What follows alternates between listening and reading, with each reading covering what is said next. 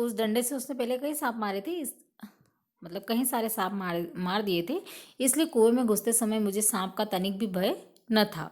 उसको मारना मैं बाएं हाथ का खेल समझता था। अब एक तो सोचना काम को और उसको करना काफ़ी फर्क होता है। कुएं के धरातल में जब 4-5 गज रहा होगा तब ध्यान से नीचे देखा, अक्ल चकरा गई। मतलब सांप को जब इतना करीब से देखा तो मतलब दिमाग चक्कर खा गया। सांप फन फैलाए धरातल से एक हाथ, मतलब धरती से एक हाथ ऊपर उठा हुआ लहरा रहा था।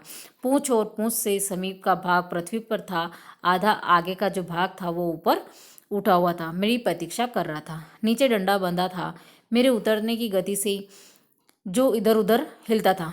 जैसे ही वो एक डंडे को एक धोती के किनारे बांध रखा था, तो जैसे लेखक उतर रहा था उस धोती के किनारे, तो डंडा बज रहा था। उसी के कारण शायद मुझे उतरते देख सांप घातक चोट या आसन बनाकर बैठा था। मतलब सांप भी चौकन्ना हो गया था।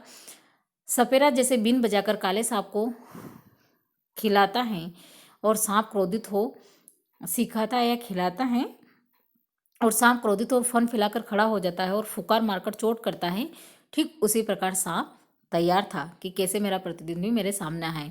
मैं उसके कुछ हाथ ऊपर धोती पकड़े लटक रहा था। धोती डेग से बंदी होने के कारण मुझे, मतलब कुएं के बीचों बीच लटक रही थी और मुझे कुएं के धरातल की परिधि के बीचों बीच ही उतरना था। मतलब उस कुएं के बीचों बीच उतरना था।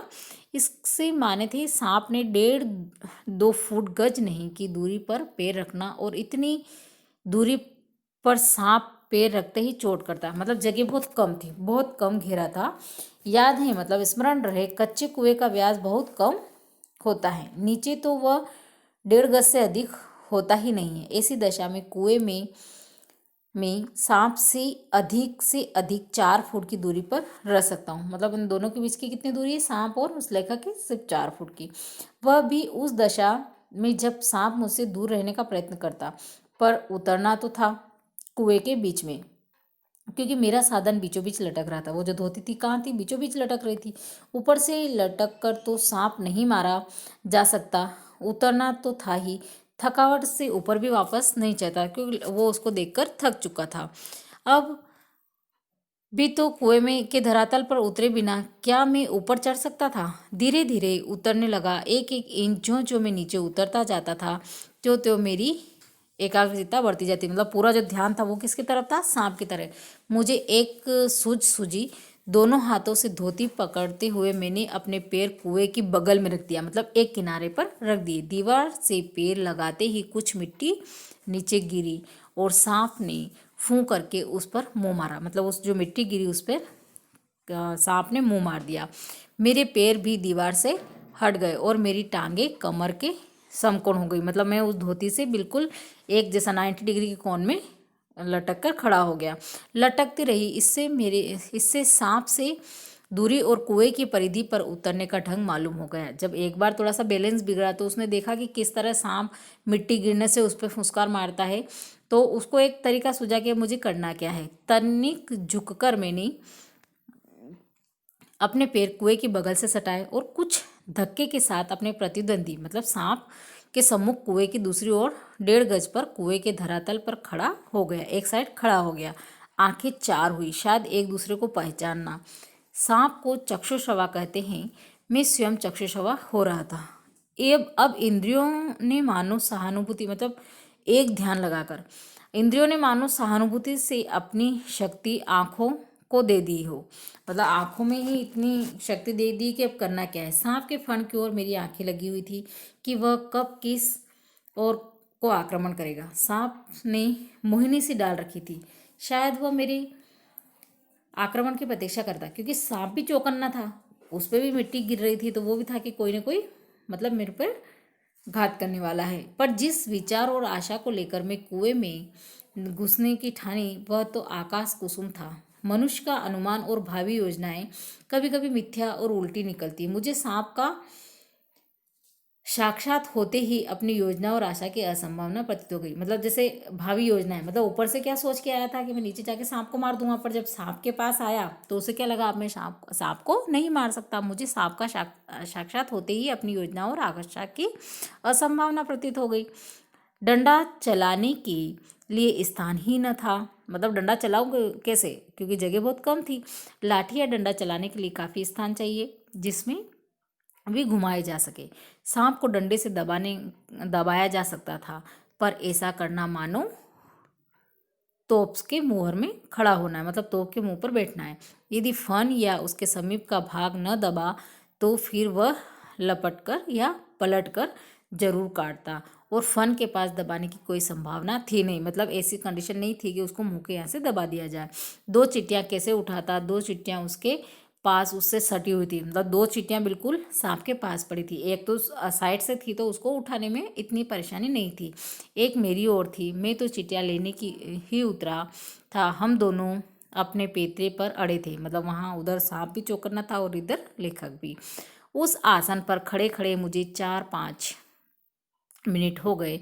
दोनों ओर से मोर्चे खड़े हुए, मतलब दोनों तैयार थे, पर मेरा मोर्चा कमज़ोर था। कहीं सांप मुझ पर झपट पड़ा तो मैं यदि बहुत करता तो उसे पकड़कर कुचलकर मार देता, पर वह तो अचूक तरल विष मेरे शरीर में ही पहुंचा देता। मतलब वो मारना बहुत बात की बात है, पर मतलब सांप तो सिर्फ एक बार है, मुझे अगर काट लेगा तो उसका जहर मेरे शरीर में पहुंच जाएगा और अपने साथ साथ मुझे भी ले जाता।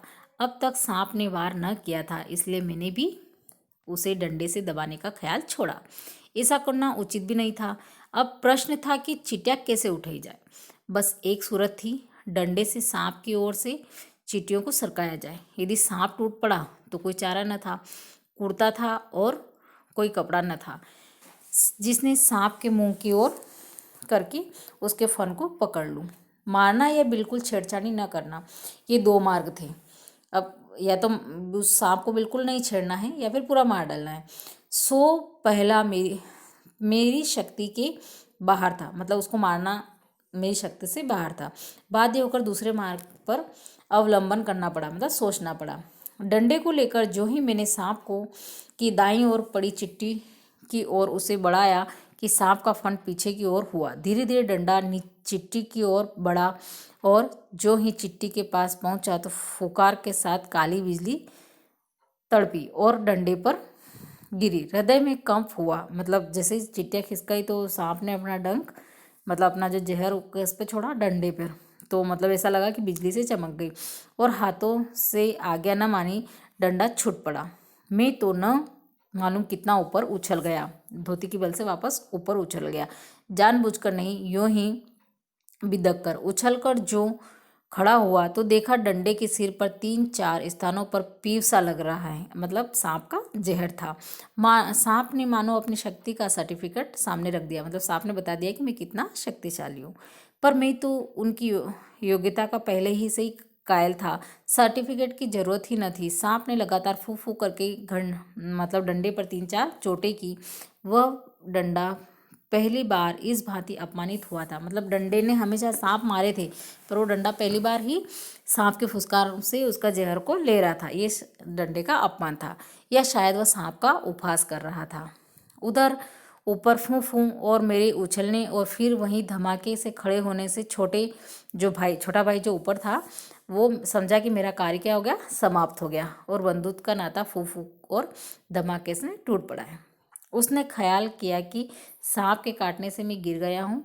मेरे कष्ट और विरह के ख्याल से उसके कोमल हृदय को धक्का लगा, मतलब जो भाई का जो स्नेह था वो ताने बाने की चोट लगी, मतलब भाई को बड़ा दुख हुआ, उसकी चीख निकल गई। मुँह मतलब भाई ऊपर से ही चिल्ला दिया कि मेरे भाई को काम समाप्त हो गया, मतलब उसे लगा कि सांप ने काट लिया। छोटे भाई की आशंका बेजा न थी, पर उस फूं और धमाके के से मेरा साहस कुछ बढ़ गया। दोबारा फिर उसी प्रकार लिफाफे को उठाने की चेष्टा की। अब की बार सांप ने वार किया और डंडे से चिपट भी गया, मतलब लग भी गया डंडे से, वो सांप चिपक गया।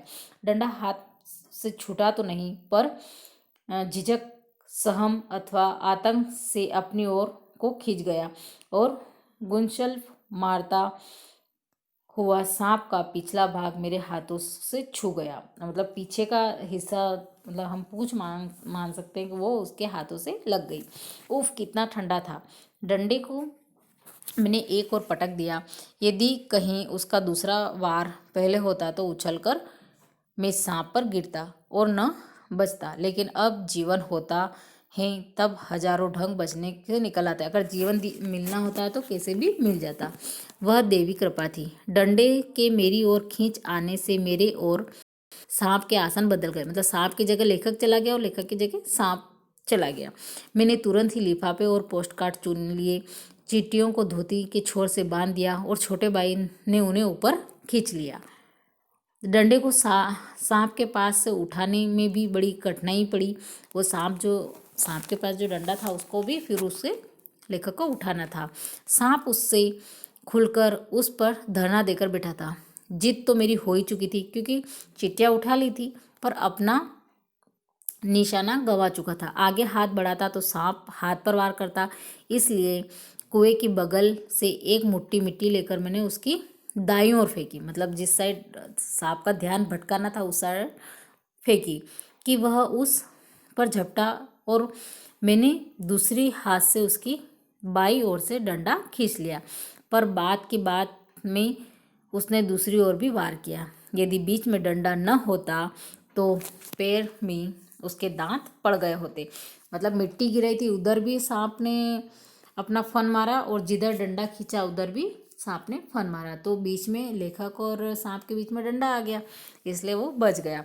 अब ऊपर चढ़ना कोई कठिन काम न था। केवल हाथों के सहारे पैरों को बिना कहीं लगाए हुए 36 फुट ऊपर चढ़ना मुझे अब नहीं हो सका था, क्योंकि लेखक थक चुका था। वो जो बड़ा वाला भाई जो नीचे कुएं में उतरा था वो थक गया था। 15-20 फुट बिना पैरों के सहारे केवल हाथों के बल चढ़ने की हिम्मत रखता हूँ। मतलब हाथों से चढ़ना था, कम ही अधिक नहीं, पर उस 11 वर्ष की अवस्था। अब वो लेखक की उम्र क्या थी उस समय? 11 वर्ष। मैं 36 फुट चढ़ा, बाहें भर गई, छाती फूल गई, चौकन्नी चल रही थी, पर एक एक इंच सरक सरक कर अपनी भुजाओं के बल में ऊपर चढ़ आया। यदि हाथ छूट जाए तो क्या होता, इसका अनुमान करना कठिन है। ऊपर आकर बेहाल होकर थोड़ी देर तक पड़ा रहा।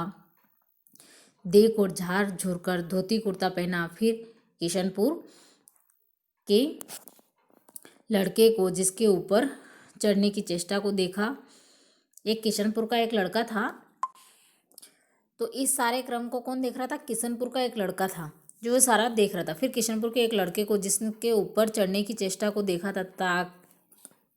ताकीद करके वह कुएं वाली घटना किसी से न कहे, हम लोग आगे बढ़ गए। मतलब जो लड़का देख रहा था उससे उन्होंने कहा कि ये घटना तुम किसी के सामने मत रखना।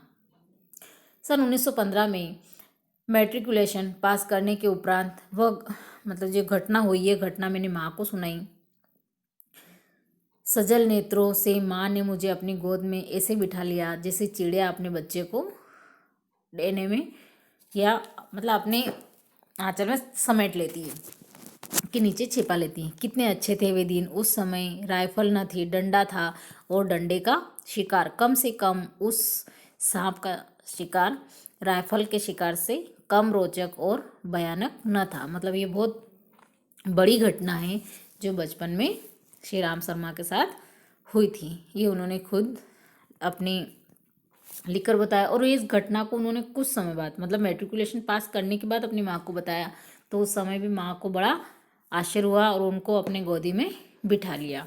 पर कहीं ना कहीं जिम्मेदारी को उन्होंने बहुत अच्छे से निभाया और चींटियों को खतरे से उठाकर अपने कर्तव्य को पूरा किया। ठीक है, तो इस चैप्टर को आप बहुत अच्छे से पढ़ लें और इसके क्वेश्चन आंसर को फाइंड करें। ओके।